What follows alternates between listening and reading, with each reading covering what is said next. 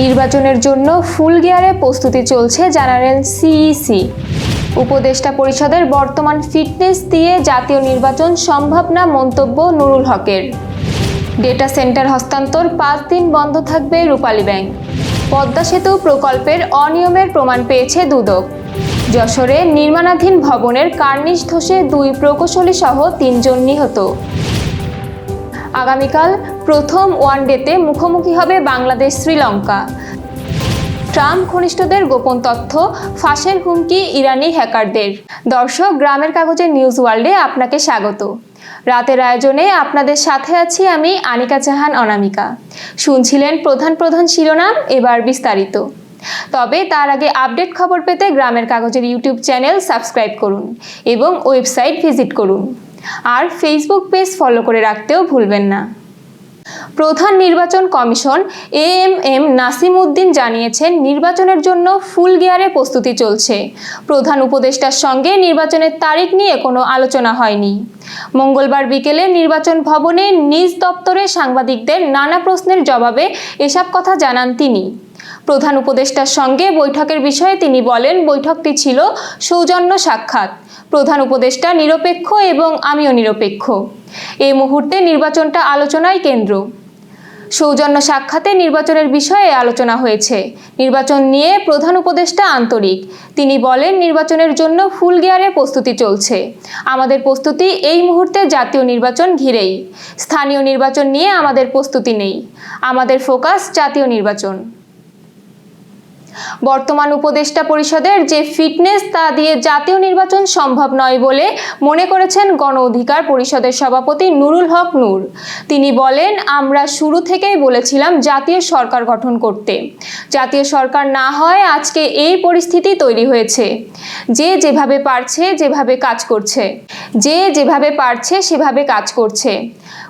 কোনো দল ভাবছে নিজেরাই ক্ষমতায় চলে আসছে। আজ সকালে ঢাকা রিপোর্টার্স ইউনিটের ডিআরইউ শফিকুল কবির মিলনায়তনে কোটা সংস্কার আন্দোলন থেকে রাষ্ট্র সংস্কার আন্দোলন 2018 থেকে 2024 শীর্ষক আলোচনা সভায় তিনি এসব কথা বলেন। গণ অধিকার পরিষদ আলোচনা সভার আয়োজন করে। ডেটা সেন্টার স্থানান্তর করার জন্য রূপালী ব্যাংক পিএলসি সব ধরনের ব্যাংকিং কার্যক্রম 5 দিন বন্ধ রাখা হবে। এ বিষয়ে অনুমতিও দিয়েছে কেন্দ্রীয় ব্যাংক। আগামী 4 থেকে 8 জুলাই পর্যন্ত সব ধরনের সেবা বন্ধ রাখবে রূপালী ব্যাংক। আজ মঙ্গলবার বাংলাদেশ ব্যাংকের ডিপার্টমেন্ট অব ওয়েবসাইট সুপারভিশন এক বিজ্ঞপ্তিতে এ তথ্য জানিয়েছে। বাংলাদেশ ব্যাংক জানায়, আবেদনের পরিপ্রেক্ষিতে ব্যাংক কোম্পানি আইন 1991 এর 45 ধারায় অর্পিত ক্ষমতা বলে রূপালী ব্যাংক পিএলসি সাময়িকভাবে বন্ধ রাখার সম্মতি দেওয়া হয়েছে। এ সংক্রান্ত নির্দেশনা বাংলাদেশ কার্যরত সব তফসিলি ব্যাংকের ব্যবস্থাপনা পরিচালক ও প্রধান নির্বাহী কর্মকর্তাদের কাছে পাঠিয়েছে কেন্দ্রীয় ব্যাংক। পদ্মা সেতুর পরামর্শক নিয়োগ নিয়ে অনিয়মের প্রমাণ পেয়েছে দুর্নীতি দমন কমিশন। তদন্তের প্রাথমিক পর্যায়ে পিপিআর আর্থিক মূল্যায়ন পূর্ণ ব্যবহার না করা সহ নানা ক্ষেত্রে উঠে এসেছে ব্যত্যয়। আজ দুদক চেয়ারম্যান আব্দুল মোমেন বলেন, পরবর্তীতে এই সময়ে 1 যুগ আগে নিষ্পত্তি হওয়া পদ্মা সেতুর পরামর্শক নিয়োগ মামলা পুনরায় অনুসন্ধান শুরু করেছে দুদক। যথেষ্ট প্রমাণ থাকলেও গায়ের জোরে আওয়ামী লীগ সরকার আসামিদের অব্যাহতি দেয়। দুদক চেয়ারম্যান জানান, সাবেক সেতু সচিব মোশাররফ হোসেন ভূঁইয়া, তৎকালীন প্রধান প্রকৌশলী কাজী মোহাম্মদ ফেরদৌস সহ সংশ্লিষ্টদের নথি পর্যালোচনা শুরু হয়েছে। তৎকালীন কমিশনের কেউ জড়িত থাকলে তাও খতিয়ে দেখবে দুদক। যশোর সহ আঞ্চলিক সংবাদ। যশোর সার্কিট হাউস পাড়ায় বিল্ডিং ফর ফিউচার লিমিটেড কোম্পানির নির্মাণাধীন একটি বহুতল ভবনের কার্নিশ ভেঙে পড়ে 2 প্রকৌশলী সহ 3 জনের প্রাণহানি হয়েছে। আজ 1 জুলাই বেলা 11:30টার দিকে এই ঘটনা ঘটেছে। Building for future limited developer কোম্পানির 10তলা ভবনের একটি কাজ চলছে সার্কিট হাউস রোডে। ওই রোডের ইকবাল মঞ্জিলের পাশে এই নির্মাণাধীন 10তলা ভবনের কাজ করছিলেন কুষ্টিয়া বাসিন্দা প্রকৌশলী মিজানুর রহমান, দিনাজপুরের বাসিন্দা প্রকৌশলী আজিজুল ইসলাম ও চাঁপাইনবাবগঞ্জের শ্রমিক নূর সহ আরও কয়েকজন শ্রমিক। হঠাৎ বেলা 11:30টায় 6 তলার কার্নিশ ভেঙে 6 তলা থেকে নিচে পড়ে ঘটনাস্থলে প্রাণ হারান ইঞ্জিনিয়ার মিজানুর রহমান, আজিজুল ইসলাম ও শ্রমিক নূর। হাসপাতালে নেয়ার পর ডাক্তার আনুষ্ঠানিকভাবে তাদের মৃত্যু নিশ্চিত করেছেন। বাগেরহাটের মোরেলগঞ্জের বলইবুনিয়া মাধ্যমিক বিদ্যালয়ের বৃক্ষরোপণ কর্মসূচি হয়েছে।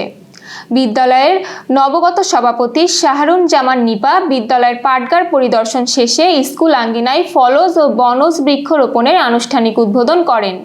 বিদ্যালয় পরিদর্শনকালে তার সাথে উপস্থিত ছিলেন পৌর বিএনপির সাধারণ সম্পাদক আসাদুজ্জামান মিলন, মহিলা দলের নেত্রী অধ্যক্ষ সাবিনা ইয়াসমিন, বলইবুনিয়া মাধ্যমিক বিদ্যালয়ের প্রধান শিক্ষক আমির হোসেন দুলাল সহ অন্যরা। শাহরুন জামান নিপা জেলা বিএনপির নেতা কাজী খায়রুজ্জামান শিপনের সহধর্মিণী। খেলার সংবাদ। টেস্ট সিরিজ শেষে বাংলাদেশ দলের এখন ওয়ানডে মিশন শুরু। আগামীকাল বুধবার 3 ম্যাচের সিরিজের প্রথম ওয়ানডেতে মুখোমুখি হবে বাংলাদেশ ও শ্রীলঙ্কা। কলম্বোতে ম্যাচটি শুরু হবে বাংলাদেশ সময় বিকেল 3টায়। এর আগে গতকাল সোমবার থেকে ম্যাচ ভেন্যুতে অনুশীলন করেছে ওয়ানডে দলের ক্রিকেটাররা। 2 জুলাই সিরিজ শুরুর পর একই মাঠে দ্বিতীয় ওয়ানডে 5 জুলাই, 8 জুলাই তৃতীয় ও শেষ one day. Renaissance hospital and diagnostic centre. রেনেসাতেই মিলছে কম খরচে উন্নত সেবা, তাই নিশ্চিন্তে আমাদের সেবা নিন, সুস্থ থাকুন। Renaissance hospital and diagnostic centre, সদর হাসপাতাল মোড়, দরাটানা, যশোর। দর্শক, শেষ করব আন্তর্জাতিক সংবাদ দিয়ে। মার্কিন প্রেসিডেন্ট ডোনাল্ড ট্রাম্পের ঘনিষ্ঠ কয়েকজনের ইমেল তথ্য চুরির দাবি করেছিল ইরানি একদল হ্যাকার। এর মধ্যে গত মার্কিন প্রেসিডেন্ট নির্বাচনের সময় কিছু ইমেইল তারা প্রকাশ্যেও আনে। এবার তারা আরও ইমেল থাকা তথ্য ফাঁস করে দেওয়ার হুমকি দিয়েছে। বার্তা সংস্থা রয়টার্সের এক প্রতিবেদন থেকে এ তথ্য জানা যায়। রয়টার্স বলেছে, গত রোববার ওই হ্যাকারদের সঙ্গে অনলাইনে চ্যাট হয় তাদের। ওই গ্রুপটির ছদ্মনাম রবার্ট। হ্যাকারদের দাবি করেছে তাদের কাছে ট্রাম্প ঘনিষ্ঠদের যে ইমেল রয়েছে তা হিসাব করলে মোট 100 গিগাবাইট হবে। এই ছিল আজকের রাতের আয়োজন। এরপর সকাল 8টার খবর দেখার আমন্ত্রণ জানাচ্ছি। সেই সাথে করোনা প্রতিরোধে স্বাস্থ্যবিধি মেনে চলুন, সতর্ক হন ডেঙ্গু প্রতিরোধেও। শুভরাত্রি।